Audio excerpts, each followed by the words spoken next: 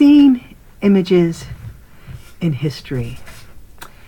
I love images. I love painting and posters and photographs, and I love to think about how these images work in telling a story and how they can be used as evidence to learn more about the past. I also think it's disturbing and fascinating how oftentimes totalitarian states in the 20th century falsified the past and used images as a way to promote a falsification of their regime and their narrative. So for this short lecture, I wanted to look at the example of the Stalinist falsification of history and images, its perpetuation of essentially a lie, and think about how this creation of a master state narrative diminishes not only the individual in history, but also is a terrible corruption and erosion of the past and its meaning. David King, in his The Commissar Vanishes, provides a wonderful series of photographs of before and after during the time of Stalinist power. And he shows these images of what the original photograph looked like, and as these individuals fell out of favor and Stalin deemed them as enemies of the people or his opponents, they were typically executed and then removed from any kind of historical record, whether it was photographs, documentaries, any writings, any encyclopedia entries. And I've given you a couple of options of websites to look at more of these. Now, Stalin wasn't the only one that was doctoring history and lying about history. And before Photoshop, there were dictators who were changing history and being very creative in their lives of what was the so-called truth. For example, for Stalin, who despised Trotsky in particular and saw him as his great rival, Trotsky had to be removed from history. And enemies of the state would no longer exist, could no longer be talked about, in fact. And they were essentially airbrushed out of history. They were physically destroyed and historically destroyed. Consider the repercussions of that kind of power of a state to deform history and remake it to tell the story that it desires, even if it is a lie. This is tremendous power to make opponents disappear, not only with a bullet through the back of their head, but by removing their achievements, their works, their voice from the past. This was done by the Stalinist regime, and instead of having his opponents have any voice, the heroic tale of Stalinism and Stalin as the ultimate hero becomes the new master state narrative. This is a cautionary tale. Beware of historical lies. Historical lies are not some kind of alternative truth. There are no alternative truths. There can be alternative interpretations that look at facts and evidence differently than somebody else, but lies are lies. It doesn't matter how many smiling children with flowers you put in the posters.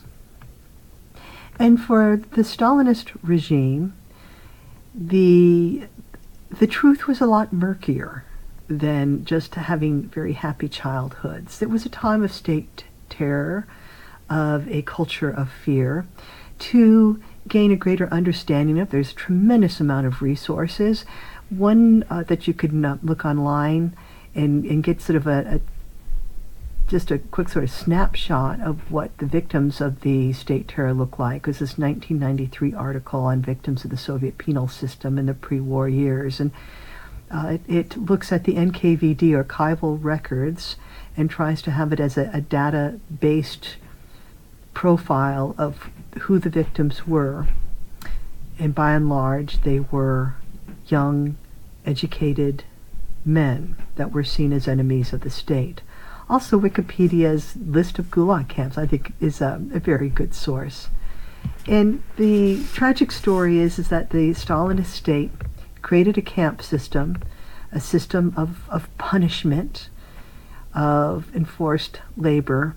And within this huge network of camp systems, a state within a state was formed and created this vast bureaucracy of many men and women that promoted it and worked for it, the clerks of Stalinism, and many men and women that were behind the barbed wire as victims of it. This is a table that gives you a sense of the wide range of the current estimates of the scale of Stalinist repression and the efforts to find out what is documentable of it. So again, looking at creating a master state narrative, the Stalinist regime as one example, there was not going to be discussion of the brutality of the Soviet gulags, of what happens behind the barbed wire of prison camps and labor camps in the Russian Far East. There was silence, but where there was silence about the realities of the labor camp, there was a great celebration of what the Stalinist achievements were, a celebration of working for the state. For example, Stakhanovites, those who worked extra hard because of their great love for the Stalinist state and had a huge increased productivity, worked over quota. This is a great sort of celebration, the heroic labor force working for the heroic state. And with all this was the idea that there was the state, and the state's achievement mattered more than anything else, that the heroes and Stakhanovites were helping to build this great state that was building then this state power that promised to create a better world, a new Soviet society with new Soviet men and women and family, and that this would be this glorious age, full equality between sexes would be the new norm. And in terms of trying to co-opt women to endorse the state argued that if women worked for the state, they would get all sorts of great things, libraries and kindergartens and schools, and it was their great emancipation. And so in terms of selling this master narrative, the state called women to put down their brooms and go out and work for the state, and that they didn't need to worry really about their kitchen slavery because there would be day nurseries and there'd be canteens and women would be emancipated and free. This was not the reality. But the state continued to perpetuate this idea that there was this new Soviet man and woman in the making that needed to work and build and don't complain, because the state has shown them this new path in life, and that it was going to work out to be a glorious future. The ugly present was not part of this story. The ugly part of it, the other side of the fence, those people in the gulags and prison camps or in exile, that was not going to be seen.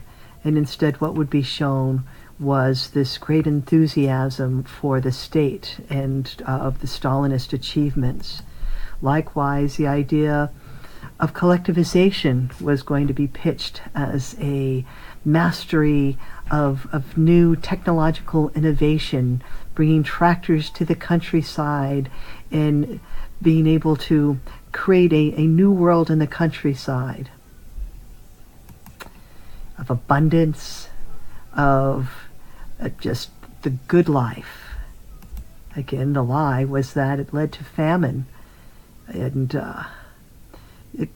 slaughter, death, and the state could claim, I guess, partly success because the state now had control of the countryside, but the countryside was pretty much in ruins. So think about the historical narrative and state power, the abuse of history by these totalitarian states, and how these states used images to try to control the historical narrative, created a lie of what the past was in order to promote their falsehood of the present. This is a wonderful image of this enormous looming Stalin statue over the mechanization pavilion. And you can kind of get the scale of it by looking at the tiny little people below it. And I think in many ways that the totalitarian states and their creation of a historical narrative that promotes their lie is sort of summed up in this image where the state becomes grandiose, all-powerful, and is huge. And the individual is diminished, and oftentimes not only diminished, but is silenced and removed from history. I think that's part of the great contribution of social history, is to try to put these little individuals that lacked a voice, had been diminished by the political historical narrative, back into history. So think about how images work, what those images might be trying to tell you about the state, whether those images have truth to them or are not. And please read Anna Akhmatova's Requiem, a poem written by Anna Akhmatova about the Stalinist purges. It's a masterpiece. And how she described the Stalinist years. The beginning of the poem begins where she said into my ear, everyone whispered there, "Could one ever describe this?" And I answered, "I can." It was then that something like a smile slid across what had previously been just a face.